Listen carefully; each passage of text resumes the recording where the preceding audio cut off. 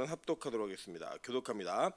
예수께서 예루살렘으로 올라가려 하실 때에 12제자를 따로 데리시고 길에서 이르시되 보라, 우리가 예루살렘으로 올라가노니 인자가 대제사장들과 서기관들에게 넘겨짐에 그들이 죽이기로 결의하고 이방인들에게 넘겨주어 그를 조롱하며 채찍질하며 십자가에 못 박게 할 것이나 제3일에 살아나리라.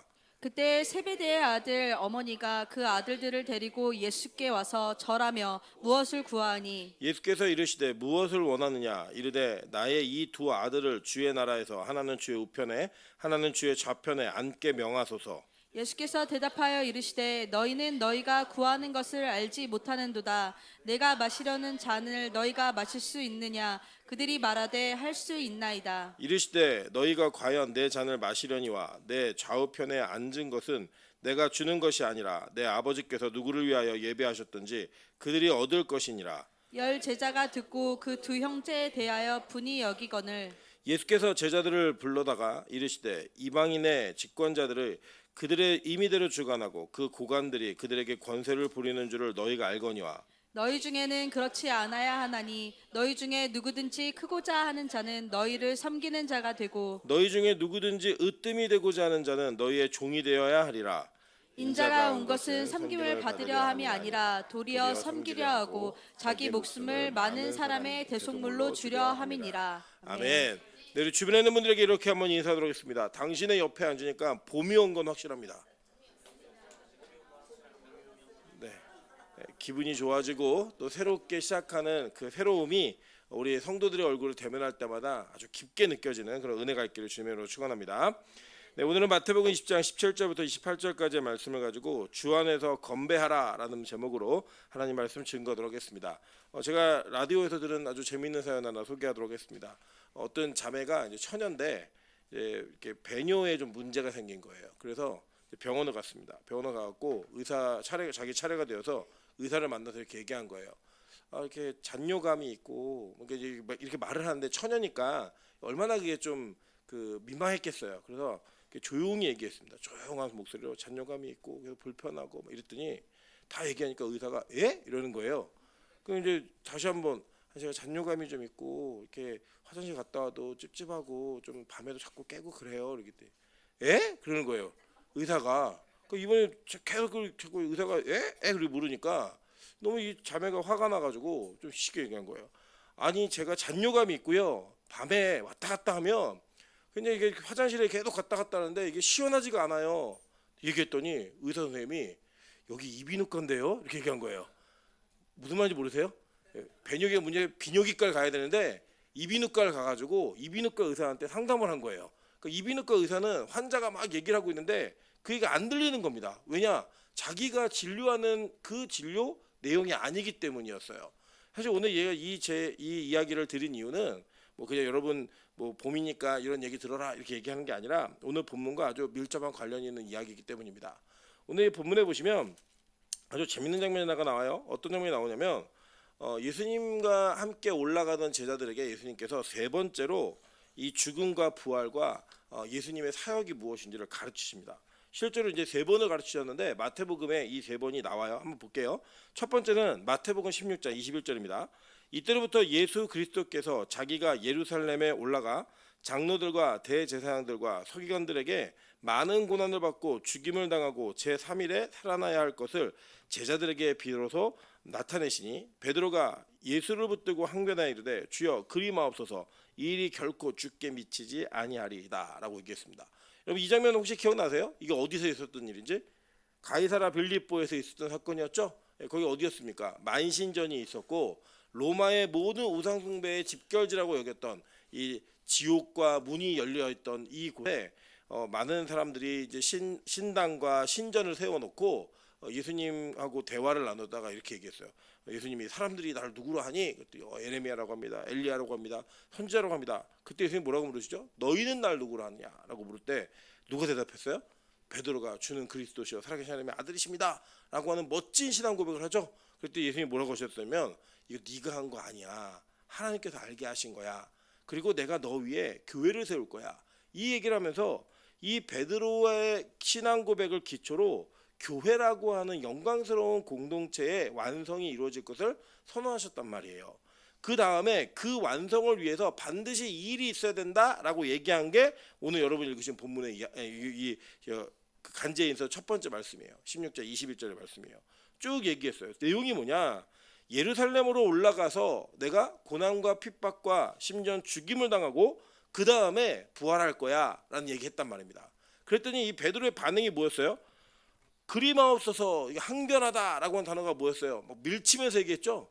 그러면 안 됩니다. 얘기했더니 예수님께서 베드로에게 뭐라고 얘기해요? 사탄아 물러가라 라고 얘기할 정도로 예수님은 이 사역에 대한 반대를 철저하게 봉쇄하시면서 정확하고 분명한 자기의 사명이 무엇인지를 정확히 이야기하셨습니다. 여러분 그 뒤에 이제 어떤 두 번째로 이 일을 가르치는 사건이 나타나요. 마태복음 17장 22절부터 23절입니다.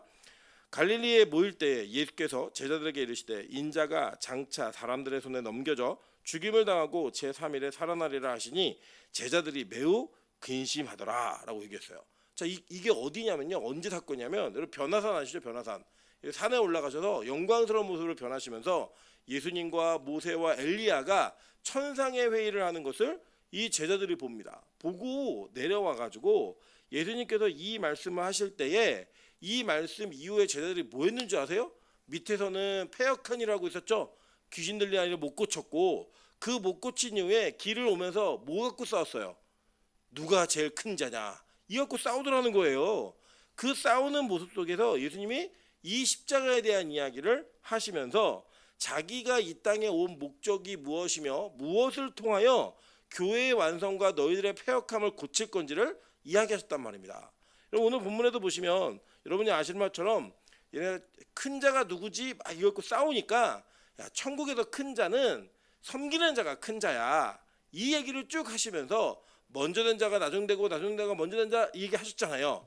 하시고 난 다음에 예수님이 또 마지막 이 세 번째로 죽음과 부활에 대한 가르침을 하시는 장면이 오늘 이 본문의 장면입니다. 이 내용을 잘 읽어보시면 여러분 아주 우리가 집중해서 보아야 될 게 있어요. 뭐냐? 지금 예수님께서 예루살렘으로 올라가고 계시다라는 거예요. 계속 얘기한 게 뭐였죠? 예루살렘에서 내가 이런 고난과 핍박을 당할 거야. 그러니까 이게 뭐예요? 제자들은 들었는데 안다 모른다. 모르는 거예요. 기억을 못하는 거예요. 예를 들면 저 이럴 수 있잖아요. 여러분 5월 24일이 되면 어마어마한 일이 벌어질 겁니다 라고 얘기를 한 거예요. 그 얘기를 계속했는데 제가 5월 23일 날 여러분 기억나시죠? 그랬더니 뭐요? 이렇게 묻는 거예요. 그 뭐예요? 제가 그동안 여러 번 얘기한 게 아무 의미가 없는 거죠. 5월 24일 날 무슨 일이 있냐? 우리 빛가서 공교회 전교회 MT가 있습니다. 예, 그때 갖고 또 하고 더 다른 약속 잡았는데 이거 하지 마세요. 제가 미리 계속 얘기했단 말이에요. 이 얘기를 잃어버린 건 뭐냐? 그들이 예수님이 말씀하신 거에 대한 그 무게와 중요성을 크게 생각하지 않았다라는 거예요. 이 전체적인 내용을 의미는 모를 수 있어요. 의미는. 근데 예수님이 예루살렘에 올라가면 이런 일이 있을 거야라고 하고 예루살렘에 가는 길에 중간에 잠깐 멈춰서 그 길에서 지금 이 죽음과 부활함에 대한 이야기를 가르치고 있다는 겁니다. 또 한 가지 중요한 게 뭐냐면요. 기독교가 예수 그리스도의 죽으심과 십자가에 대한 강조를 하다가 보니까 진짜로 우리가 완성해야 될 부활에 대한 간과함이 너무나 많은 일들이 벌어집니다. 여러분 실제로 우리가 이제 조금 있으면 이제 4월 첫째 주인가요? 둘째 주인가가 아마 부활절일 거예요. 이 부활절이 주일이 오는데 부활은요 1년에 단 한 번 드리는 기념적인 예배로 기독교의 이벤트가 아니라 기독교의 완성이고 기독교의 최종 추구점입니다. 그래서 부활은 매번 우리에게 강조돼야 되는 영광스러운 장면이고 영광스러운 우리 신앙의 목표 지점임을 여러분 반드시 기억하셔야 돼요. 예수 그리스도의 십자가는요 부활이 없으면 아무 의미가 없습니다. 십자가만 얘기하면 예수는 윤리적 모범적인 의인의 삶을 살았다라고까지는 얘기할 수 있지만 메시아로서의 삶을 살았다라고는 얘기할 수 없어요. 이 부활에 대한 개념이 반드시 이어져야 되는 거예요. 그럼 뭐냐면 이런 거예요. 그럼 부활이라고 하는 걸 진짜 믿으면 이 땅의 것들이 조금 우리에게 가치가 있었다고 느꼈던 모든 것들에 대한 가치가 사라지게 됩니다. 그리고 잘 기억하셔야 돼요. 내가 영원히 사는 세계가 있다. 이 땅이 다가 아니다. 라는 걸 진짜 믿으면요. 이 땅에서의 그 유한함에 집착하며 살지 않을 수 있다라는 거예요. 그리고 이걸 제가 왜 말씀드리냐면 이 이야기를 예수님이 계속 가르치셨음에도 불구하고 제자들은 여전히 이 땅에 관심이 있더라는 거예요. 그러니까 안 들리는 거예요, 이게. 여러분 교회를 다니면서도요. 수없이 많은 시간 동안에 우리가 십자가와 부활과 그 영원한 나라에 대한 이야기를 듣고 그것을 소망합니다. 그래서 심지어는요. 안 믿는 사람들조차도 예수 믿고 천국 가세요라고 하는 그 단어 속에 예수 믿고는 불편해하지만 천국이라는 단어는 불편하지 않아요. 내가 안 믿더라도. 그런데 우리는 계속 그 얘기를 함에도 불구하고 그 천국에 대한 소망이 무엇보다 뜨겁고 무엇보다 명확하지 않다 보니 여전히 이 세상의 사람들이 천국을 믿지 않는 사람들이 추구하며 사는 것과 동일한 것을 추구할 수밖에 없는 이런 우리의 실제적 한계가 드러날 수밖에 없다는 거예요. 여러분 제가 좀 부러운 거 하나는 뭔지 아십니까?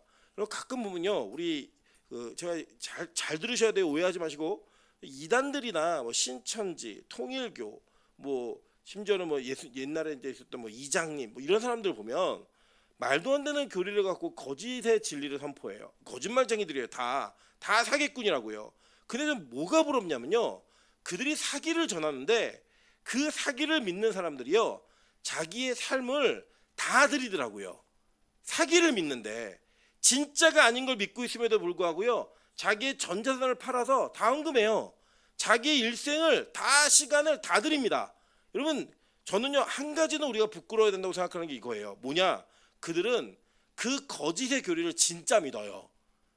우리는 근데 진짜를 믿는다고 얘기하면서 진짜 안 믿으니까 아주 상식적이고 일반적이고 교양적인 차원의 신앙의 수준을 벗어나지 못하고 우리의 삶 가운데 연연하고 집착하는 모든 것들이 이 땅의 것들에 제한되어지는 한계를 가질 수밖에 없는 그런 현실 속에 갇혀있는 기독교가 그들에게 손가락질할 수 있는 건 저는 진리에 관련된 이야기 외에는 결코 없다고 생각합니다. 왜냐? 그들이 가지고 있었던 잘못된 진리는요. 그들의 삶을 바꾸어내요.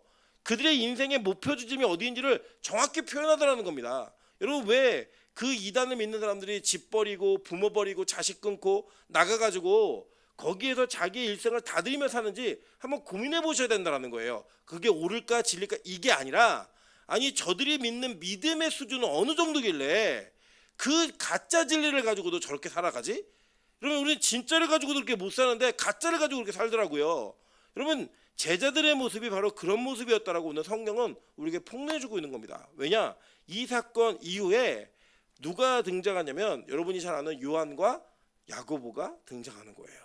이 요한과 야고보가 이제 이게 사실은 병행 구절이 있어서 다른 성경과 병행이 되는데 마가복음 10장 35절부터 45절 동일한 이야기예요. 근데 거기 보면 이 제자들이 둘만 나왔다라고 얘기를 하고 마태복음에는 엄마가 껴서 나왔다라고 얘기를 합니다.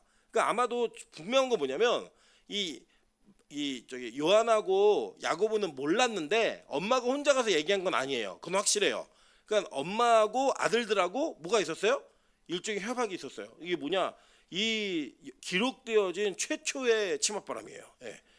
엄마가 학교에 막 싸들고 와갖고 막 얘기하는 거 있잖아요. 그거 저희 때는 이제 있었거든요. 갑자기 막 선생님이 미워하던 아이를 예뻐하고 막 이런 일이 벌어지면 왜 그럴 거를 엄마가 왔다 가셨는데 왔다 가면 이제 뭐가 주고받는 이런 게 있었어요. 그런 게 있어서 그런 문화들이 있었던 것처럼 이 세베대의 아들들의 어머니가 세베대 자기 아들들의 어떤 거취 문제를 가지고 예수님을 만나는 거예요. 사실 근데 보시면요. 이 내용이 좀 재밌습니다. 뭐냐면 이제 100%는 아닌데 많은 성경학자들이 동의하는 게 뭐냐면 이 세베대의 아들들의 엄마가 예수님의 이모였다라고 보통은 추측을 합니다. 한번 성경 구절을 한번 볼까요? 요한복음 19장 25절이에요. 19장 25절을 보면 이렇게 얘기했어요. 예수의 십자가 곁에는 그 어머니와 이모와 글로바의 아내 마리아와 막달라 마리아가 섰는지라. 자, 이렇게 성경에서 이름을 읽으시는 방법을 조금만 설명을 드리면 보면은 뭐 글로바의 아내 마리아, 막달라 마리아 이렇게 있잖아요. 그러니까 마리아라는 이름은 되게 흔한 이름이에요. 뭐 우리 교회도 흔한 이름 뭐 있죠, 그죠?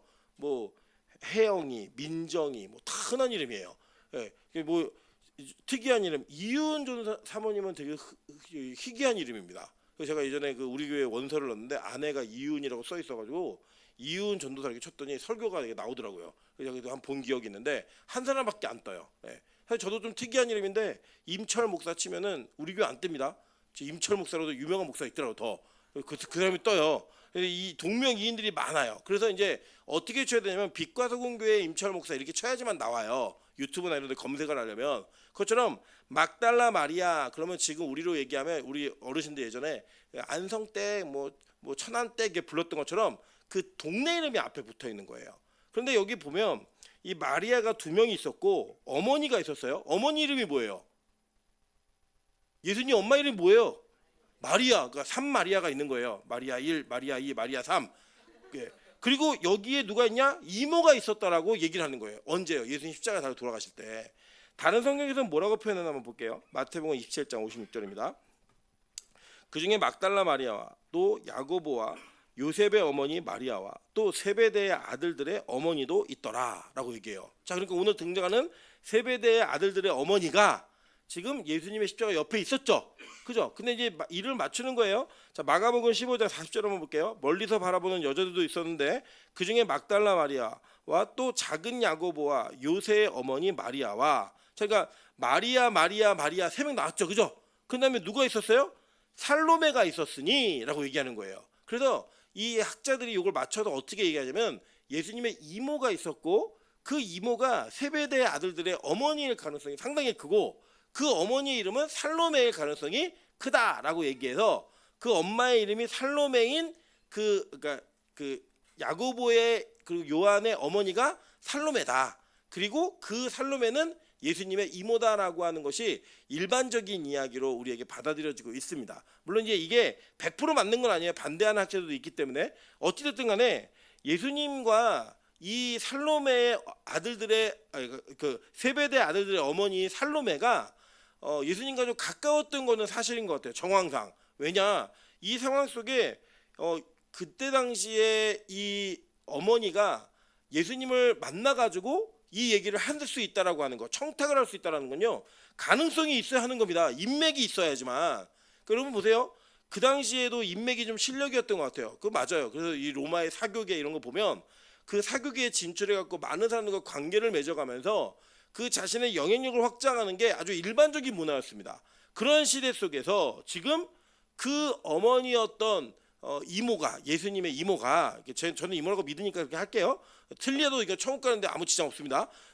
그 이모가 예수님께 가서 얘기를 하는 거예요. 자기 조카죠. 이종사촌지간이니까 조카일 거예요. 뭐라고 얘기하냐면 어떻게 불렀냐 보니까, 자, 내가 당신이 주의 나라를 이룰 걸 믿습니다. 주님이라고 불렀어요. 상대를. 그 예수님을 주님이라고 인정한 거예요. 근데 뭐를 좀 해줬으면 좋겠냐면, 하나는 주의 우편에, 하나는 주의 좌편에 당신의 나라가 완성될 때 앉게 해주세요 라고 얘기했습니다. 여러분 보면요, 저도 재밌는 게 뭐냐면 예수님이 보자마자 질문을 던지신 게 너 뭘 원해? 라고 물으셨단 말입니다. 그러니까 원하는 것을 얘기해라 라고 얘기했을 때 이 얘기를 하더라는 거예요. 그랬더니 그 요구한 게 뭐였냐면, 당신의 나라가 완성될 때 아들들을 좌의정 우의정 이렇게 삼아주세요. 다른 건 바라지 않고 그래도 우리가 좀 인맥적으로 가까운 사이인데 이 정도는 해줄 수 있지 않겠습니까? 라고 하는 이 청탁을 하는 거예요. 자, 이 청탁에 두 제자가 동의했어요, 안 했어요? 동의했어요. 마가복음은 동의했다고요. 동의했는데 왜 동의했을까? 저 요거를 조금 우리가 좀 짚고 넘어가면 아주 재밌는 장면이 하나 나올 것 같아요. 뭐가 나오냐면 이런 것 같아요. 자, 예를 들어서 누군가가 어떤 힘이 있거나 결정권이 있는 사람한테 청탁을 하려면 그 청탁에 대한 관계, 그러니까 청탁에 대한 내용이 어떤 특정한 관계성과 가능성이 있어야 얘기를 하겠죠.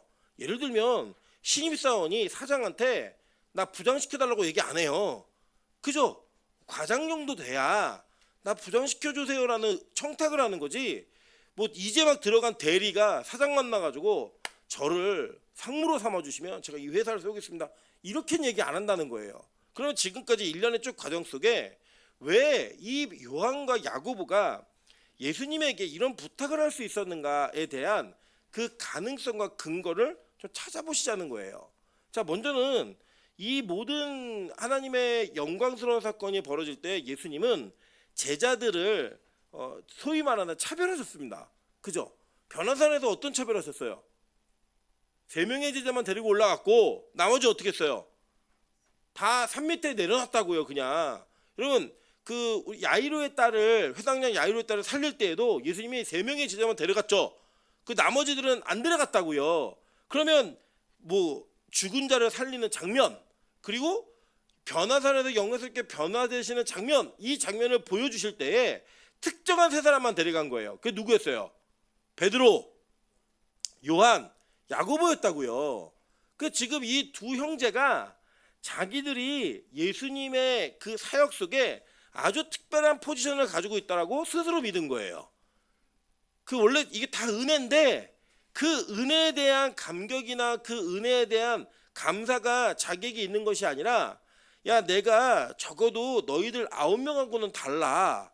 저도 베드로 정도는 내 경쟁 상대는 될 수 있지만 나머지는 아니야. 나는 이 공동체 안에서 적어도 이 예수님이 한 자리 잡으실 때 내가 좌측이나 우측에 설 수 있는 정도의 공로가 있는 사람이야 라고 하는 자기 주장이 있었을까 없었을까요? 전 있었다고 보는 거예요. 왜냐, 그래야지만 이 청탁을 할 수 있고, 그래야지만 눈도장을 찍는 마지막 그 컨펌을 받기 위해서 이 얘기 하는 겁니다. 근데 여러분 잘 보시면, 제가 오늘도 이제 그 성경 준비하다가 이 내용들을 좀 비교하게 되었는데, 원래 이 두 제자, 그러니까 요한하고 야고보가 처음에 예수님을 만났을 때에 이 멤버 중에 하나가 예수님을 제일 처음 발견했던 기억이 있는 사람이었어요. 보시면 원래 이 야고보하고 안드레 누구 형제예요? 12제 배우셨잖아요. 안드레 누구 형제예요? 베드로 형제잖아요. 그러니까 이 요한하고 안드레가 원래 누구의 제자였냐면 세례 요한의 제자였습니다. 그죠? 근데 이 세례 요한이 뭘 선포했죠? 세례 요한의 메시지가 뭐였어요? 광야에서 회개하라, 천국에 가까웠느니라, 이게 얘기를 선포했다고요. 그러니까 그 이야기를 선포하고 그 말씀을 전하고 있는 세례 요한 앞에 나와서 사람들이 받은 게 뭐였어요? 세례를 받았어요. 세례 요한이 뭘 줬겠습니까? 세례를 줬다고요. 근데 그 세례는 뭘 위해서 받는 세례였어요? 회개를 위해 받는 세례였다고요. 자신의 죄 문제를 해결하고 싶어서 세례 요한 앞에 가서 세례를 받았던 그 두 제자가, 세례 요한이 예수님을 보면서 보라, 세상 죄를 지고 가는 어린 양이야 라고 얘기했더니 이 두 제자가 그 예수님을 만나기 위해 예수님을 따라갔단 말이에요. 보세요, 한번 볼까요? 자, 요한복음 1장 38절부터 41절입니다. 예수께서 돌이켜 그 따르는 것을 보시고 물어 이르시되 무엇을 구하느냐. 자, 오늘 질문과 똑같죠? 예, 너 뭐 원하니? 물었다고요. 그 질문하니까 랍비여 어디 계시오니까, 랍비는 번역하면 선생이라. 그때는 메시아로 믿었던 게 아니라 예수님을 선생이라 불렀다고요. 랍비여라고 불렀어요. 예수께서 이르시되 와서 보라. 그러므로 그들이 가서 계신 데를 보고 그날 함께 거하니 때가 10시쯤 되었더라. 자, 10시면 몇 시예요? 지금 우리 시간으로는 16시. 그죠? 6을 더하라고 얘기했잖아요. 6을 더하면 16시. 그럼 몇 시예요? 4시. 4시부터 몇 시까지? 밤새도록 예수님과 대화했다고요. 보세요, 계속 대화한 다음에 요한의 말을 듣고 예수를 따르는 이 요한은 세례 요한이에요. 세례 요한의 말을 듣고 예수를 따르는 두 사람 중에 하나는 시몬 베드로의 형제 안드레라라고 얘기했어요. 한 사람은 얘기가 안 나오는데 요한이 확실해요. 왜냐하면 요한은 요한복음에서 자기 이름을 쓰지 않아요. 예수님이 사랑하시는 제자가 말해서 자기를 숨기는 객관적인 이 얘기로 성경을 풀어갑니다. 요한이랑 안드레가 밤새도록 예수님과 얘기한 거예요. 그는 뭐 했냐면, 그가 먼저 자기 형제 시몬을 찾아 말하되 우리가 누굴 만났다? 메시아를 만났다 하고 라고 얘기했단 말입니다. 자, 그러니까 요한하고 안드레가 밤새도록 예수님하고 얘기하면서 뭐 했어요? 메시아가 뭐예요? 우리 이 이스라엘을 회복시킬 하나님이 보낸 인자를 기다렸잖아요. 메시아 사도는 보편적이었다고요. 그때 이 요한은 예수님을 만나서 이 예수님이 이 땅을 구원할 하나님이시구나 라고 믿었던 거예요. 메시아라고 얘기했으니까. 여러분, 그러니까 이 고백 속에는 그 요한이 가지고 있었던 그 꿈과 그 소망은 뭐였냐면, 내가 세례 요한의 제자로서 처음에 세례 요한을 따랐는데 우리 스승인 세례 요한이 예수님이 세상 죄를 지고 가는 어린 양이라고 얘기했으니 이 이스라엘 공동체에 죄악의 문제를 해결하겠구나. 물론 이 요한은 처음에 그 예수를 만났을 때 우리가 지금 믿고 있는 십자가에서 우리의 죄를 대속하는 예수를 그대로 믿었던 건 아니에요. 그러나 중요한 건 뭐였냐면, 자기도 죄 문제 때문에 세례 요한에게 나아갔고 그 죄 문제가 해결될 수 있는 그 진짜가 저분이다라는 그 이야기를 듣고 예수님 따라간 거라고요. 그러면서 그가 기대했던 게 뭐였겠어요? 아, 우리가 죄를 지었더니 로마의 식민지가 되었구나. 우리가 죄를 지었더니 이 공동체가 이런 어려움을 당하고 있구나. 이 예수가 이걸 바꾸었으면 좋겠다. 이 기대가 아니었겠습니까? 그래 갔다고요. 그런데 따라다니다 보니까 뭐가 생긴 거예요? 아, 내가 그래도 예수님의 나라에서 오른편에 앉아야지. 이 마음이 생겼다고요. 여러분, 이게 참 어려운 일입니다. 한국 교회도요, 보통 보면 이래요. 우리 교회는 그런 일이 별로 없기 때문에 그냥 공개적으로 얘기해 드리면, 한국 교회에서 가장 교회에 어려운 문제를 만들어내는 멤버들이 누군지 아세요? 교육자들 가운데는요, 개척한 목사가 그 어려운 문제를 만들어내고요, 그 성도들 중에는요, 개척 멤버가 그걸 만들어내요. 여러분들 보시면요, 처음에 개척하면서 그 사람들이 모여서 교회를 시작할 때 얼마나 순수한 마음이었겠어요. 하나님의 나라가 세워지길 바랍니다. 이 교회가 주님의 영광을 나타내기 원합니다. 주님만이 영광 받으시는 교회가 되게 하옵소서. 이러고 교회 세우지 않았겠습니까? 처음 만났을 때 우리가 교회 커지면 다 한 자리씩 하는 거야. 너는 이거 하고 저거 해서 교회를 휘둘러. 나는 원로 목사가 되어갖고 교회를 좌지우지할 테니까 우리 같이 한번 해먹자. 이 얘기로 교회 개척하는 사람이 어디 있겠어요?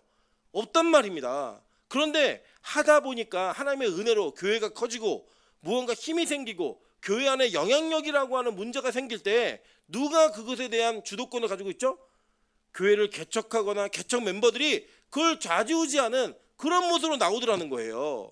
여러분, 우리가요, 기본적인 우리가 신앙에 깊지 않아도, 초심만 잃지 않아도 우리 삶의 많은 죄악의 문제가 끝납니다. 그런데 우리는 여전히 우리 삶 가운데 원래 시작할 때 그 마음은 다 잊어버리고, 무언가 잘 되고 나면, 무언가 새롭게 변화되고 나면 그 변화되어진 것에서 내 영향력이 얼마나 큰지를 확인하고 싶어하는 그 죄성이 우리 안에 있더라는 거예요. 여러분 보시면요, 여기 결혼하신 분들도 계시지만 결혼하기 전에는 어떤 마음으로 결혼하죠? 야, 내가 널 위해서 뭐든지 다 해줄게. 널 위해서 내 목숨까지도 바칠 수 있어. 이런 마음으로 결혼할 때, 지금 말고요. 결혼할 때 그런 마음으로 결혼하신 거잖아요. 내가 이 남자를 위해서라면 어떤 희생도 하겠다. 내가 이 여자를 위해서라면 내 생명도 아깝지 않다. 그런 마음으로 결혼하지 않으세요? 그런데 여러분 살다 보면 뭐 어떤 마음이 생기죠? 누가 주도권을 가지고 있냐? 누가 결정권을 가지고 있냐? 이거 갖고 싸우는 거 아니에요, 결국에는. 내가 너보다 위에 있어. 너 나한테 알아서 기어? 너 이게 뭐 초장에 잡아? 뭐 이런 얘기들을 서로 해주면서 어떤 사람이 주도권을 갖느냐를 갖고 여러분 결국 다투고 싸우는 거 아닙니까? 여러분, 이 땅에 그런 일이 다 벌어질 때마다 우리는 오늘 이 장면을 기억하셔야 된다는 거예요. 원래 요한은요, 그런 한 자리 해먹을 마음으로 예수님 따라간 게 아니었어요. 죄에 대한 갈등과 고민의 문제가 해결될 수 있다라고 하는 그 기대감, 나라가 바뀔 수 있다라고 하는, 변화될 거라고 하는 순수한 마음에 예수님을 따라 나섰는데 예수님의 인기가 막 좋아지는 거예요. 뭐예요? 잘 잡은 거죠. 5,000명 먹이고 막 2만 명 먹였겠죠. 그 정도, 뭐 여자들까지 다 포함하면. 그래서 막 병자 고치고 허다한 무리들이 예수님을 따라다니고 이러니까 그 마음 가운데, 야, 내가 이 무리들 가운데 예수님의 최좌장, 우장이 되어서 이 사람들에 대한 영향력을 확보해야겠다. 제자들 중에 제일 뛰어난 사람이 되어야겠다. 이 욕심이 생겼다라는 거예요. 거기다가 뭐예요? 이 오늘 말씀의 근거까지 찾아보면 거기다가 자기는 예수님 사촌 동생이야. 그래서 여러분, 이게 뭐예요? 다 연결되어서 이 모든 것들이 초심을 잃어버린 그런 누가 크느냐 하는 그 결론 속에, 그 과정 속에 여전히 벗어나고 있지 못하는 그 모습이 있더라는 거예요. 한번 볼까요? 마가복음 9장 34절입니다. 그들이 잠잠하니 이는 길에서 서로 누가 크냐 하고 쟁론하였음이라 라고 얘기해요. 이 논쟁을 끝내고 싶었던 거예요. 누가 크지? 야, 내가 제일 커. 내가 오늘 이거 확답받으면 니네 끝이야 이제. 그래, 내가 너 오른편 좌편 해줄게. 자, 보세요. 나머지 10제자는 그런 마음이 아니었을까요? 한번 볼까요? 마태복음 20장 24절 읽어보겠습니다. 다 같이 읽어볼게요. 시작. 10제자가 듣고 그 두 형제에 대하여 분이 여기거늘. 자, 10제자가 어떻게 했어요? 분이 여겼다고 얘기하는 거예요. 그럼 이제 이런 거예요. 저는 이제 가끔 오해받는 게, 제가 몸이 이렇게 돼지다 보니까 먹는 걸 되게 좋아하는 것처럼 오해하시는 분들 되게 많은데, 사실 저는 먹는 걸 그렇게 좋아하진 않아요. 그러니까 먹는 분위기를 좋아해요. 사람들이 많이 모여서 먹는 걸 좋아하기 때문에 저는 사실 혼자 있으면 밥을 거를 때가 참 많습니다. 그냥 먹지 않아요. 귀찮아갖고 먹지도 않고 별로 큰 관심도 없어요. 근데 이제 제가 애를 키우다 보니까 애가 닮잖아요. 저희 둘째가 그래요. 둘째가 아빠를 닮아서 그런지 먹는 거에 큰 관심이 없고, 막 사람들하고 많이 모여있으면 분위기에 같이 어울리는 걸 좋아합니다. 그런데 저는 그래서 어렸을 때부터 지금까지 먹는 것 때문에 섭섭해 본 적이 없어요. 먹는 것 때문에 분노해 본 적도 없고, 집에 뭘 사다 놨는데 동생이 그걸 다 먹었다 이래갖고 제가 막 그것 때문에 화를 내거나 분노해 본 적이 전 단 한 번도 없습니다. 근데 저희 아내네 집은 좀 다르더라고요. 저희 아내는 저희 처남하고 매번 싸운 문제가 뭐였냐면, 냉장고에 있는 맛있는 거 누가 다 먹었어 이거예요. 그래서 저 얘기를 들어보니까 학교 끝나면 집에 뛰어갔대요. 이유가 집에 빨리 가서 냉장고에 있는 맛있는 거 먹으려고. 그거에 그 분노하는 거예요. 이 없어지면 누가 먹으면. 제가 이 얘기 왜 하냐면요, 열제자가 만약에 자리 욕심이 없었다면 요한하고 야고보가 무슨 짓을 하든 자리에 대한 욕심이 없었으면 그게 자기에게 분노가 돼야 안 돼요? 안 되는 거예요. 근데 이걸 갖고 왜 분노했죠? 분노한 이유는 뭐냐면 자기들도 그 욕심이 있었기 때문이에요. 맨날 논쟁하는 거리가 뭐였냐면 예수님 따라다니면서 누가 더 커? 누가 더 영향력 있어? 이거 얘기한 거예요. 여러분 보면요 되게 재밌습니다. 이 목사들도 다 주님 위해서 자기 인생을 드리겠다고 목회 길로 뛰어든 거 아니에요. 사실 제가 보면 목사님들 중에 재능이 많은 분들이 진짜 많아요. 그래서 목사를 안 해도 잘 먹고 살 수 있는 사람들이 다 목회 길로 들어왔습니다. 그러면 여러분 그 정도 들어올 때는 뭘 버리고 들어온 거예요? 내가 세상에서 성공하겠다, 세상에서 무언가 힘을 갖겠다라고 하는 걸 적어도 내가 포기하고 들어온 거 아니에요. 그럼에도 불구하고 그 안에서도요 어마어마한 경쟁이 있습니다. 어마어마한 경쟁이 있어요. 진짜 이 전도사 때는 누가 좋은 교회에서 사역하고 있냐, 좋은 교회가 어떤 기준인지 모르겠지만 그거 갖고 얘기하고요, 부교육자를 하면서는요 누가 더 영향력 있는 설교를 하는가. 그래서 심지어는 여러분 그런 얘기했어요. 부교육자가 안 쫓겨나려면 담임 목사보다 설교를 더 잘하면 안 된다. 이런 게 보편화되어 있습니다. 그냥.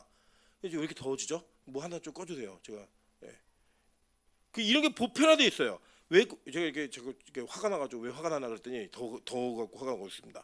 이게 뭐냐면 그런 상황 속에서 한국 교회가 어떻게 이 부교육자들을 다루었냐면, 야 너는 우리 교회 소모품이야. 그러니까 성도들에 대한 영향력을 갖지 마. 그건 담임 목사만 갖는 거야. 여러분 이게 담임 목사 교육자들 사이에서만 있었을까요? 저는 아니라고 생각해요. 성도들 사이에서도요, 장로들끼리 싸우는 것, 권사들끼리 싸우는 것, 다 내용이 뭐예요? 내가 결정권이 있고 내가 영향력이 있어. 너 까불지 마. 너 이미 뭐 장로 된 지 얼마 안 된, 이게 뭐 권사 된 지 얼마 안 돼. 너 경력을 뭐야? 우리 교회 된 지 얼마 됐어? 이런 이야기들로 교회가 다 시스템화되어 있어요.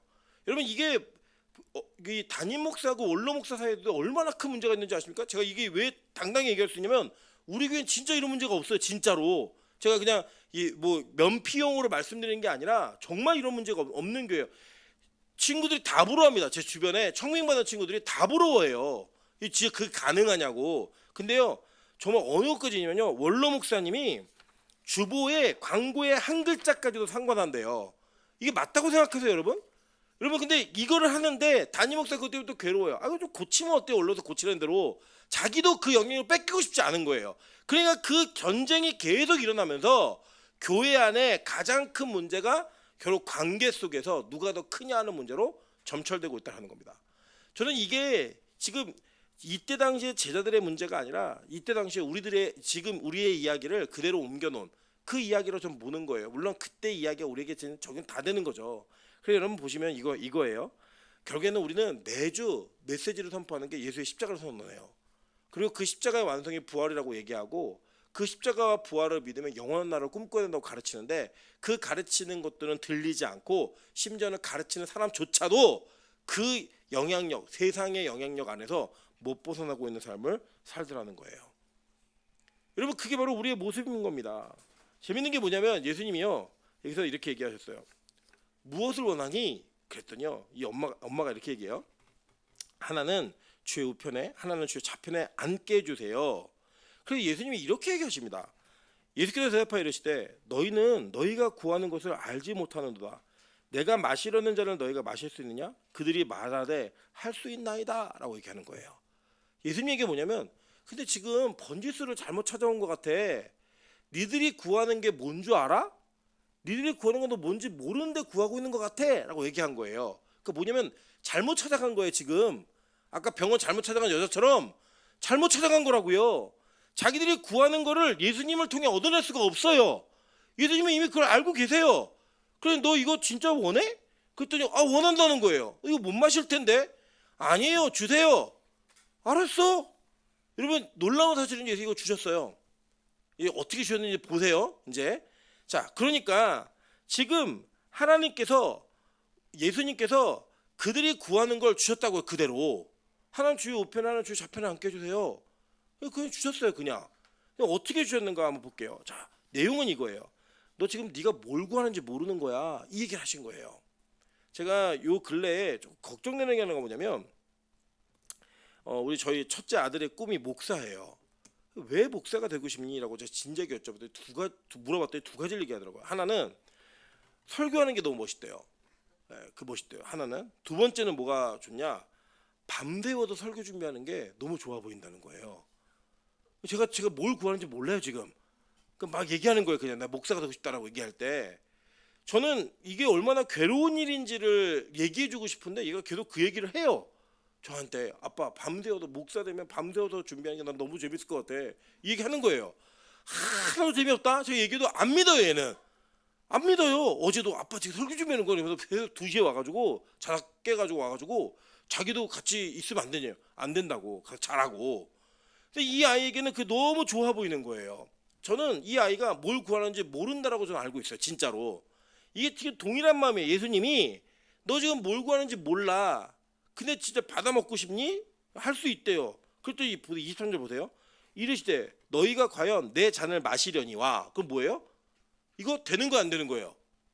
되는 거잖아요. 보세요 여러분. 지금 예수님 하나는 주의 오른편에 하나는 주의 왼편에 앉혀주세요 라고 와서 물었더니 예수님이 근데 이거 니네가 구하는 거랑 내가 얘기 줄 수 있는 건 좀 다른데 괜찮겠니? 그랬더니 아 괜찮다고 할 수 있다고. 그래 그럼 마셔 라고 얘기한 거예요. 그거 주겠다는 거예요? 안 주겠다는 거예요? 주겠다는 거예요. 이거 확실하게 예수님이 약속하신 거예요. 주겠다라고 얘기하면서 이렇게 얘기하세요. 내 좌우편에 앉는 것은 내가 주는 것이 아니라 내 아버지께서 누구를 위하여 예배하셨든지 그들이 얻을 것이니라 라고 얘기했어요. 이거 뭐예요? 정해져 있는 거라고요. 정해져 있는 거예요. 그냥 너네 원하지? 그래 알았어 줄게. 근데 이거 정해져 있는 거야 라고 얘기하셨습니다. 그때 나머지 10제자가 저 새끼들 인맥을 이용하고 예수님 측근에 좀 쫓아다니더니 결국에는 자리를 꿰차네 이러면서 열받은 거예요. 열받았는데 예수님이 이런 얘기 하십니다. 자 보세요. 예수께서 제자들을 불러다가 이르시되 이방인의 집권자들이 그들을 임의로 주관하고 그 고관들이 그들에게 권세를 부리는 줄을 너희가 알거니와. 자 이거 뭐예요? 요약하면 야 세상은 힘 있는 사람이 갑질 떨지. 그게 맞아. 갑질 떨어. 그런데 너희 중에는 그렇지 않아야 하나니 너희 중에 누구든지 크고자 하는 자를 너희 섬기는 자가 되고 너희 중에 누구든지 으뜸이 되고자 하는 자는 너희의 종이 되어야 하리라 이렇게 얘기했어요.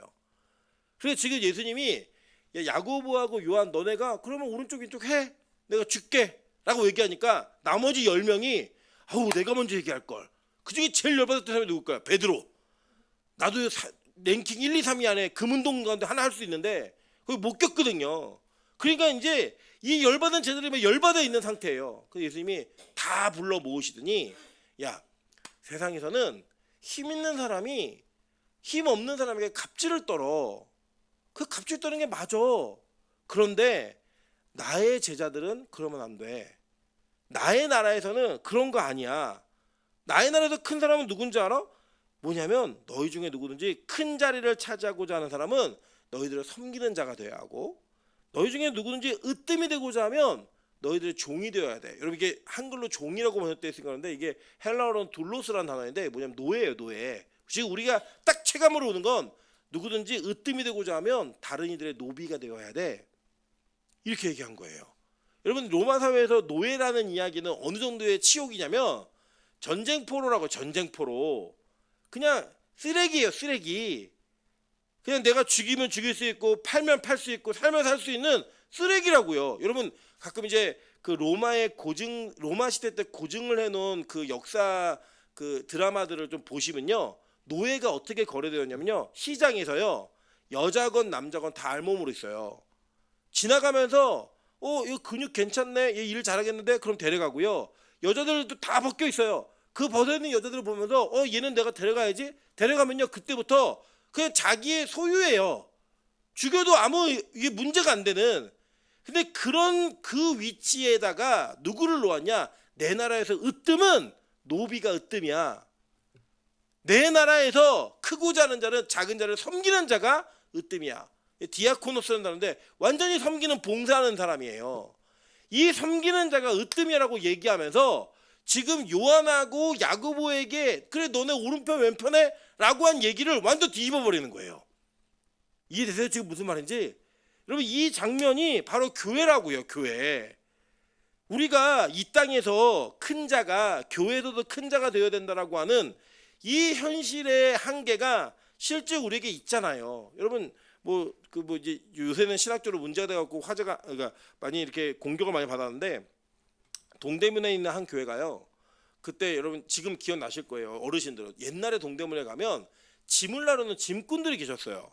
이분들이 막 진짜 산더미 같은 짐을 쌓아갖고 이 지게를 메고 거기다가 막 이렇게 가고 지금은 볼 수 없는 풍경이지만 아주머니들이 쟁반을 막 5겹 6겹 싸가지고 손도 안 대고 걸어가는 기인 같은 분들이 진짜 많이 계셨어요. 진짜 점심 막 이게 줄 때 그런 분 많이 계시는데 지금 그때 그 큰 보찜을 다니고 지시는 한 분이 그 교회에서 투표로 장로가 됐다라고 해서 한국교회 화제가 됐던 적이 있었습니다. 그럼 보세요. 그게 어려운 일이에요? 당연한 일 아니에요? 초대교회 때는요. 노예가 교회 지도자가 됐던 경우도 있었어요. 아무 문제가 안 됐다고요. 한국교회도 그런 일이 있었어요. 그런데 이상하게 한국교회가 현대사회를 거치면서 세속적으로 물들고 세상의 원리를 그대로 받아들인 이후부터는요. 교회 장로 권사가 되는 사람들은 뭔가 세상에서도 한 자리씩 있어야 되고 볼품이 있는 사람이어야지만 그 자리를 갈 수 있다고 얘기하는 거예요.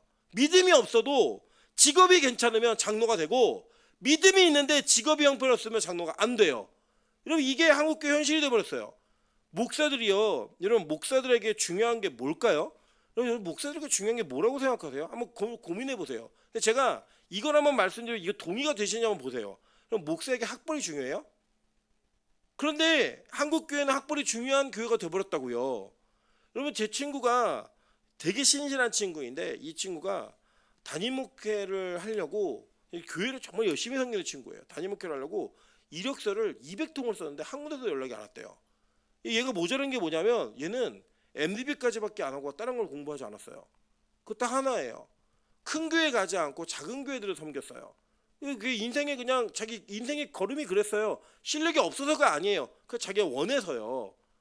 여러분 그럼에도 불구하고요. 이 땅에서는 이력서에 박사학위가 없고 유학에 한 줄이 가 있지 않으면 담임 목사가 될 수 없는 실제적 현실이 있다고요. 우리 교회는 자랑스러워하셔도 돼요. 저는 박사학위가 없어요. 없는데 여러분이 박사학위 없는 목사를 뽑으셨어요.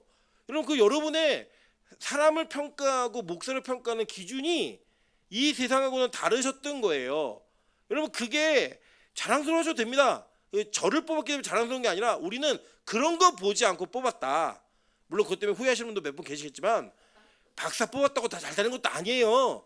여러분 이 땅에 우리가 가지고 있는 기준과 우리가 가지고 있는 어떤 그 평가의 그 기준들이 어떤 기준을 갖고 보고 있는지를 보시자는 거예요. 한국에 진짜 문제 많아요. 근데 이 이야기들 가운데 솔직히 여러분 저를 포함해서 우리 모두가 안 찔리세요? 찔리잖아요. 우리 마음에 어려움이 있잖아요. 여러분 큰 교회 목사가 말하면 되게 옳은 말 같고 작은 교회 목사가 말하면 실패자가 얘기하는 넋두리 같은 이런 모습으로 느껴지는 거 있지 않으세요? 여러분 힘있고 돈 헌금 많이 내는 장로가 얘기하면 교회가 바꿔야 될 것 같고 아니면 안 될 것 같은. 이번에도 어떤 부산에 있는 한 대형교회 담임 목회자의 욕설이 인터넷에 공개되는 바람에 일파만파의 지금 후유증이 있습니다. 한국교회. 근데 거기 보면 뭘 욕하는지 아세요? 교회에 VVIP 권사가 있다는 거예요. 저 무슨 말인지 저 이게 뭐지? VVIP 권사래요. 근데 뭔지 모르겠는데 지점장을 한대요. 어디선가. 그러니까 뭐 헌금도 많이 하고 사람도 많이 할 거 아니에요. 그러니까 그 권사는 VVIP니까 절대로 맘 상해하면 안 된다는 거예요. 정신 나간 교회 아닙니까? 그게 목사예요? 사업까지? 그게 목사냐고요 그게. 여러분 그런 일들이 한국교회 안에 비일비재하게 벌어지고 있어요. 소위 말하는 대형교회 안에 그런 일이 벌어진다고요. 강남에 있는 대형교회가 자기네 교회 판사가 몇 명이고 검사가 몇 명이고 의사가 몇 명인지를 여러분 설교 시간에 얘기를 하면 자랑을 해요. 그게 우리 교회 자랑이라고. 정신병자 아닙니까? 뭐 이런 얘기해도 뭐 그분은 못 들을 거니까 들으면 안 되는데 같은 교도 아니라. 여러분 이게 진짜 말도 안 되는 이런 일이 우리 안에도 그리고 교회 안에 있다라는 거예요. 저는요 제가 좀 과격한지는 모르겠지만 여러분 이 과격함이 저는 예수님이 이 땅에 계셨으면 지금 이 사회 속에 계셨으면 적어도 저보단 더 심하게 하셨을 것 같아요. 여러분 이게 우리 실제 현실이라는 거예요. 현실. 그런데 여러분 예수님이요 우리에게 주는 자는 그러한 세상의 건배가 아니라는 것을 성경은 분명히 말하고 있다는 겁니다. 한번 볼까요? 고린도전서 10장 16절입니다. 우리가 축복하는 바 축복의 잔은 그러니까 축복의 잔이래요. 축복의 잔. 그리스도의 피에 참여함이 아니며 우리가 떼는 떡은 그리스도의 몸에 참여함이 아니냐. 떡이 하나요. 많은 우리가 한 몸이니 이는 우리가 다 한 떡에 참여함이라. 이게 뭐예요? 교회의 공동체가 되어서 함께 밥을 먹고 함께 포도주를 마시는 게 그게 복이래요. 그게 잔이라고 얘기하는 거예요. 자 보세요. 마태복음 26장 38절부터 39절에 예수님이 본인의 잔이 무엇인지를 우리에게 자세하게 설명해 주십니다. 이에 말씀하시되 내 마음이 매우 고민하여 죽게 되었으니 예수님이 매우 고민하여 죽게 되었대요. 내용이 뭐냐? 너희는 여기 머물러 나와 함께 깨어있으라 하시고 조금 나아가사 얼굴을 땅에 대시고 엎드려 기도하여 이르시되 내 아버지여 만일 할만하시거든 이 잔을 내게서 지나가게 하옵소서. 그러나 나의 원대로 마시옵고 아버지의 원대로 하옵소서 하시고. 자, 이 잔이 뭐예요? 십자가잖아요. 예수님이 우리에게 줄 수 있는 잔은 십자가밖에 없다는 거예요. 그 뭐예요? 지금 이 요한하고 그 야고보가 예수님 저 십자가 좀 주세요. 제가 오른쪽에서 왼쪽에서 십자가 짓게요. 얘기한 거예요. 예수님이 야 이거 너네가 구하는 거 달라. 너네 할 수 있겠니? 그랬더니 할 수 있다고. 모르고 한 거예요. 얘네들. 몰랐다고요. 여러분 교회가 그런 공동체임을 여러분 기억하셔야 되는 거예요. 만약에 예수 믿고 복 받아서 잘 됐다라고 얘기하는 기준이 여러분 이 땅의 기준에 놓여 있다라고 한다면 여러분 여전히 이 땅에서의 영향력 때문에 메시지가 들리지 않고 싸우는 제자들과 동일한 수준의 아니면 그 이하의 수준의 우리의 모습일 수밖에 없다라는 겁니다. 예수님이 우리에게 줄 수 있는 잔은요 딱 하나예요. 십자가의 고난의 잔. 그걸 뭐라고 했냐? 성경은 축복의 잔이라고 얘기한 거예요. 여러분 그 고난과 축복을 통해 우리에게 뭘 맺었는지 아세요? 자 볼게요. 누가복음 22장 20절입니다. 저녁 먹은 후에 잔도 그와 같이 하여 이르시되 이 잔은 내 피로 세우는 새 언약이니 곧 너희를 위하여 붓는 것이라 라고 얘기해요. 여러분 이렇게 예수님이 마지막 최후의 만찬 때에도 뭘 얘기하셨냐면 이 잔은 너와 나와 새 언약을 맺는 거야. 이 새 언약은 뭘로 맺는 건데요? 십자가로 맺는 거잖아요. 다른 거 아니잖아요. 여러분 나중에요 예수님을 잡으러 옵니다. 그랬더니 베드로가 예수님 지킨다고 칼 뽑아갖고 이 종을 안에 귀 악고의 귀를 잘라버려요. 예수님 그 귀를 붙여주면서 뭐라고 계셨나 한번 볼게요. 요한복음 18장 11절입니다. 예수님께서 베드로더러 이르시되 칼을 칼집에 꽂으라. 아버지께서 주신 잔을 내가 마시지 아니하겠느냐 하시니라. 여기 예수님의 고백이었어요. 야, 이 잔 나도 너무 힘들어. 내가 마음이 고민이 돼서 죽을 것 같아. 그런데 이건 내 뜻대로 하는 게 아니라 아버지의 뜻대로 해야 되는 거야 라고 하면서 예수님조차 피하고 싶어 했던 그 잔, 그 십자가가 우리에게 축복의 잔이라고 성경은 얘기해 주고 있는 거예요. 근데 지금 우리의 축복의 기준이 어디 있냐고요. 성경은 그걸 말하지 않았는데 여러분 그거를 마시는 자가 큰 자라고 성경은 얘기하는 거예요. 그걸 마시고 그 마심으로 누군가를 섬기고 누군가의 종이 되어 사는 그 사람이 큰 자이고 진짜다라고 성경이 얘기하는 거라고요. 그러니까 세상하고 완전 다른 기준이죠. 근데 교회는 교회를 세상처럼 만들어 놨어요. 세상처럼. 예수님이 이 땅에 오셔가지고 이렇게 얘기하셨습니다. 예수께서 이르시되 누가복음 22장 25절부터 27절이에요. 똑같은 단어인데 예수께서 이르시되 이방인들의 임금들은 그들을 주관하며 그 집권자들은 은인이라 칭함을 받으나 너희는 그렇지 않을지니 너희 중에 큰 자는 젊은 자 같고 다스리는 자는 섬기는 자와 같을지니라. 앉아서 먹는 자가 크냐? 섬기는 자가 크냐? 앉아서 먹는 자가 아니냐? 그러나 나는 섬기는 자로 너희 중에 있노라. 야 내가 제일 큰 자인데 예수님 얘기했잖아요. 야 내가 성전보다 커. 내가 솔로몬보다 커. 내 요나보다 커. 근데 나는 섬기는 자로 있어. 그래 너희도 섬기는 자가 돼. 여러분 이걸 서비스로 생각하지 마세요. 이 섬김이 무엇이냐면 이 섬김은 여러분이 여러분의 자리에서 하나님께서 맡기신 사명을 감당해 가는 거예요. 내 것을 우선 세우지 않고 감당해 가는 거라고요. 그것을. 여러분 그게 교회가 이제 미국 교회에 제가 이제 미국에 유학을 하고 싶어서 선배님의 있는 교회를 갔습니다. 저보다 10년 선배님이신데 제가 이제 이런저런 얘기를 나누다가 저한테 이렇게 물으시더라고요. 강도사였는데 임강사 여기 왜 올라 그래 미국에? 그래서 제가 그랬어요. 저는 신학을 제대로 공부해 보고 싶습니다. 성경을 너무 공부하고 싶습니다. 그랬더니 오지 말라는 거예요. 왜요? 그랬더니 여기를 오면 사모가 다 은장도를 찬다는 거예요. 다 다시 한국교회 안 들어간다고. 왜냐 새벽기도도 없고 뭐 부담이 아무것도 없대요. 그러니까 안 간다는 거예요. 그래서 제가 이렇게 웃으면서 얘기했어요. 저 싱글입니다. 깜짝 놀라서 싱글이야? 저를 갈 수 있습니다. 다시. 그랬더니 또 한 가지 얘기해 주는 거예요. 그래도 오지 말라는 거예요. 여기서 목회를 하다 보면은 자리를 잡고 뿌리는 사람이 많은데 내가 여기 있어 보니까 나 이제 목사가 아니야. 나는 지금 서비스업에 종사하고 있어. 주된 하는 일이 뭐예요? 공항 픽업해주고 사람도 오면 투어해주고 거기 서비스업을 한다는 거예요. 왜냐 이민교회는 이민을 외국에 가시면 그냥 교회를 안 다녀도 이민교회를 가야지 도움받을 수 있다는 거 아니까 믿음이 없어 다 온다는 거예요. 그 사람들 비유 맞춰야지만 교회가 성장할 수 있는 발판이 마련되니까 그거 하고 있다는 거예요. 지금 자기 주된 업무가 공항 라이딩하는 거래요. 교인도 왔다 갔다 하는 거 해주고 그러면서 오지 말라는 거예요. 저는 그 선배님의 그 슬픈 고백을 들으면서 제가 그때는 제가 유학 간다는 생각이 있었으니까 나는 절대 다시 돌아간다. 이 마음을 가지고 제가 돌아왔다가 못 갔습니다. 안 올까 하나님 안 보내신 것 같아요. 아마 호기심 많아갖고 미국 가면 죄를 너무 많이 질까봐 안 보내신 것 같은데 이런 모습으로 서비스업을 잘하는 게 교회 안에 섬기는 게 아니라 뭐예요? 예수님이 이 땅에 오셔서 뭐 하셨어요? 자기 사명 감당했다고요. 근데 그 자기 사명 감당하는 게 뭐예요? 죽어주고 썩어주는 거였어요. 나를 부인하고 나를 갈아 넣는 거예요. 어디에다가? 사명에다가. 그리고 그거라고요. 그거. 맞아요. 저 밤새워서 설교 좀 하고 진짜 괴로워요. 오늘 밤은 너무 괴롭더라고요. 너무 졸려오는데 너무 잠이 오는데 이 말씀이 완성이 안 되니까 막 너무 힘든 거예요. 더군다나 오늘 2부 예배 때 저희 안에 제자들이 또 새신자들이 초신자예요. 그게 안 되는 애들 온다니까 와 근데 뭐 무교절이에요. 미치겠는 거예요. 막 어떡하지? 그 고민이 되니까 잠을 못 자겠어요. 제가 책상 앞에서 30분 졸았어요. 졸을 때 벌떡 오 큰일 났다. 이 아침에 막 이 분주함과 바쁨 속에서 그 고민과 이 잠 못 자면 피곤하면 몰려올 때 막 미치겠지만 솔직히 말씀드리면 저 너무 행복해요. 그냥 왜 행복하냐면 야 그래도 내가 이렇게 준비한 말씀을 전할 수 있는 교회가 있다는 게 너무 감격이에요. 저는 저 가끔 그러시더라고요. 뭐 자야지 더 오래 삽니다. 뭐 오래 살아서 설교 못할 때까지 오래 살아서 뭐 하겠다고요. 저는 그냥 주면 기도해요. 하나님 제가 누군가를 가르치고 설교할 수 있을 때까지만 살 수 있게 도와주세요. 기도하고 있어요. 진짜로.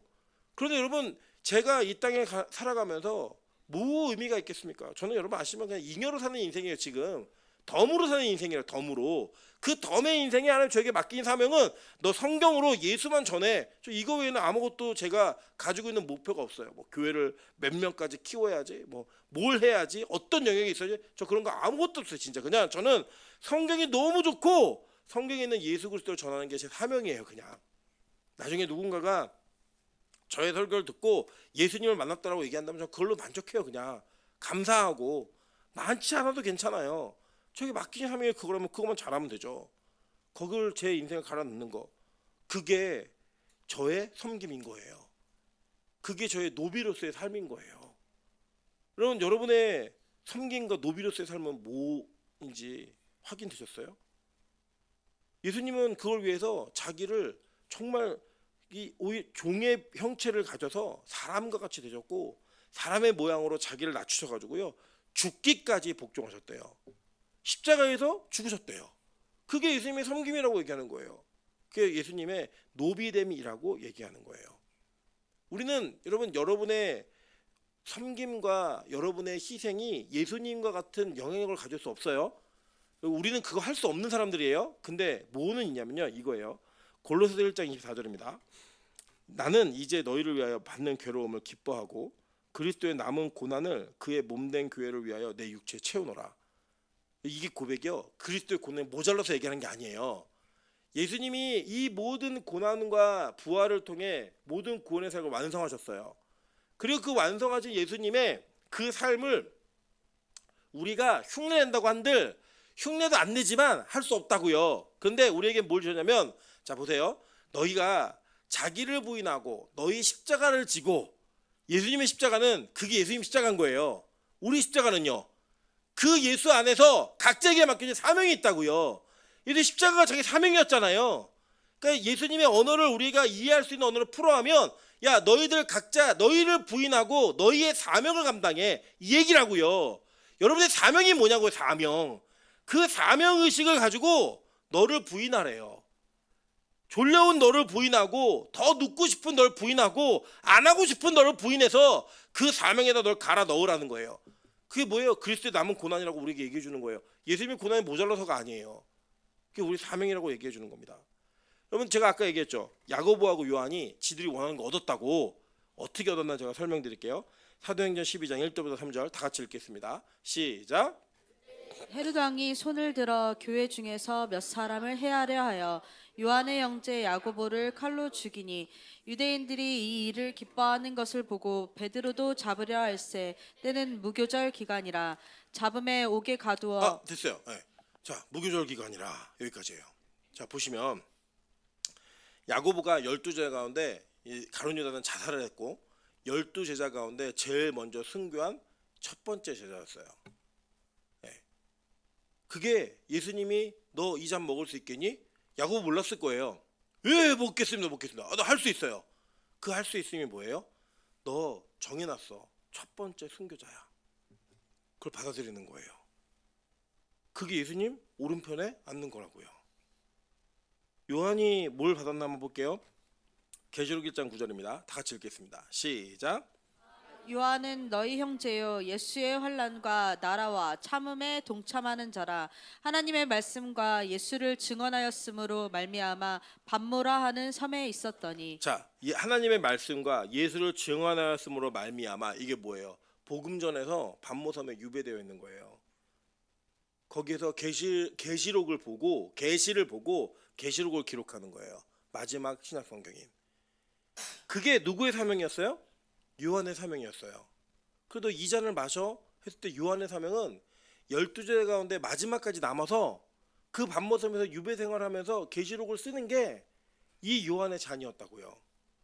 여러분, 성경에서 우리의 잔이 무엇인지, 이 잔이 어떤 의미인지 성경 우리에게 개념을 알려줬어요. 그럼 그 개념 속의 적용은 여러분 각자가 주님하고 하시는 게 있는 거예요. 저는 예수님하고 건배하시는 은혜가 있길 소망합니다. 뭐 술 좋아하시는 분들 막 좋아하시겠지만 12번 한번 볼게요. 12번. 요한복음 15장 7절입니다. 다 같이 한번 읽어보실게요. 요한복음 15장 7절. 자, 시작. 너희가 내 안에 거하고 내 말이 너희 안에 거하면 무엇이든지 원하는 대로 구하라. 그리하면 이루리라. 아멘. 원하는 대로 구하세요. 그러면 그 이루어진대요. 우리 뒤에만 따시죠? 그럼 내가 하나님 돈, 남자, 여자, 아파트. 그러면 근데 그 뭐예요? 너희가 내 안에 거하고 내 말이 너희 안에 거하면 무엇이든지 원하는 대로 구해. 주님 안에 있는 사람은, 우리의 걸어가는 길이 십자가의 길임을 아는 분들은 이 세상에서 하나님 제일 높은 자리 가게 해주세요. 그렇게 구하지 않는다니까요. 그렇게 구할 수 없다니까요. 그러면 저는 아이들에게 제가 가지고 있는 제 교육 철학에서는, 엄마는 아이들이 졸으면 해줘요. 저는 안 된다 그러는 건 안 해줍니다.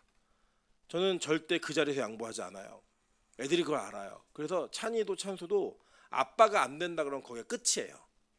엄마가 마음이 약해지면 이렇게 얘기해요. 아빠한테 가서 물어봐. 저한테 와요. 근데 제가 뭐라고 했냐면, 아빠가 안 돼, 그럼 그거 끝이에요. 쟤네는 저를 알아요. 그래서 저한테 얘기할 때 자기들이 얘기를 했다가도 아빠가 안 돼, 그런 건 끝이에요. 그냥 더 얘기하지 않아요. 그건 뭐예요? 저를 아는 거죠. 제 말이 그 아이 안에 있는 거죠. 그러면 우리가 주님 안에 있고 주님의 말씀이 우리 안에 있으면 우리가 주님 원하는 것만 구한다고요. 아닌 건 아니라고 얘기가 되는 거예요. 그래서 여러분, 응답받는 기도가 있는 게 아니고요. 응답하는 기도의 방법이 있는 게 아니고요. 응답받는 기도만 있어요. 아무리 여러분이 구해도 안 되는 기도는 안 돼요. 그런데 여러분, 하나님을 알기 시작하잖아요. 말씀을 깨닫기 시작하잖아요. 안 되는 건 안 구한다고요. 어차피 안 주실 건데 뭐 하려고 해요? 여러분 제가 지금부터 하나님께 쉬지 않고 밤새도록 주님 저는 10,000명의 목회를 하고 싶습니다. 안 돼요. 저에게 주신 메시지가 그런 10,000명의 목회 할 수 있는 메시지가 아니에요. 제가 안다고요 그걸. 안 돼요. 저는 원하지도 않지만 그렇게 구하지도 않아요. 안 될 거 알기 때문에. 그러나 우리 빛가서 공교회 성도들이 예수를 깨닫기를 원하는 건 전 기도해요. 왜요? 될 거니까 그건. 전 알고 있는 거니까. 그래서 여러분 주 안에서 건배하세요. 주님 제가 이 잔을 마시고 싶습니다. 그래? 마셔. 근데 우리 건배하자. 근데 예수 안에서. 그래 여러분 구하는 거 다 됩니다. 약속할게요 제가. 성경이 이렇게 말했으니까. 주님을 아시면 우리 하나님이 어떤 분인지를 알면 그 하나님 안에서 여러분 구하는 모든 것들 다 됩니다. 주님이 약속하신 거니까. 저는 오늘 요한이 그리고 야고보가 그 마신 자기들이 몰랐던 그 잔이 어쩜 우리에게도 주어질 수 있어요. 우리 몰랐잖아요. 매일 예배 드리는 게 무슨 의미인지도 몰랐고 우리 그 이승재 강사님하고 이윤 사모님 그 얘기하더라고요. 우리 교회가 공고를 낼 때 그렇게 됐거든요. 월요일 날 교육자들 기도 모임이 있습니다. 그 본인들은 그 월요일 날 교육자들끼리 모여갖고 잠깐 기도가 끝나는 줄 알았대요. 근데 하루 종일 하늘에서 예배 드리는 거예요. 몰랐어요. 모르고 온 거예요. 그냥 좋다. 이 이윤 사모님 아직도 기억나는 게 이틀인가 있다가 강사님 전화가 온 거예요. 근데 목사님 거기는 제가 혼자 갈 수는 없을 것 같다고 월요일 날 저희 아내가 혼자 있는 걸 많이 힘들어하고 어려워하기 때문에 혼자 있는 걸 힘들어한다고 그래서 제가 같이 와. 너무 좋아한 거예요. 같이 가도 되냐고. 그때 같이 안 왔어요. 행복했을 텐데. 몰랐어요 그때. 그래서 그 잔을 벌컥벌컥 마신 거예요. 같이 갈게요. 그러고 온 거예요. 그랬다가 지금 어때요? 빼지도 못하는 상황이 벌어졌어요. 여러분 이게 우리가 하나님께 인도함 받는 방법인 거예요. 아직 모르잖아요. 우리 뭐라고 기도하는지 몰라요. 잘 방언으로 기도할 때도 그렇고 몰라요. 잘. 근데 그 고백과 기도 안에 하나님이 우리에게 원하시는 우리에게 맡기시고자 하는 하나님의 잔이 있어요. 그 잔을 마시면 여러분 죄송하지만 이 땅에서 여러분이 원하는 성공은 없습니다. 저 이거 선언할게요. 그냥 없어요. 죄송하지만. 그런데 주님의 나라에서 가장 큰 자라고 칭찬받을 수 있는 그 결과는 전 약속드릴 수 있어요. 세상의 기준으로는요 빛가서 공교회가 아주 행복한 교회가 아닐 수는 있겠지만요 저는 한 가지는 약속드릴 수 있어요. 우리 교회에서 전하는 메시지가 진짜라면 여러분 천국에서 진짜 행복한 그 가는 길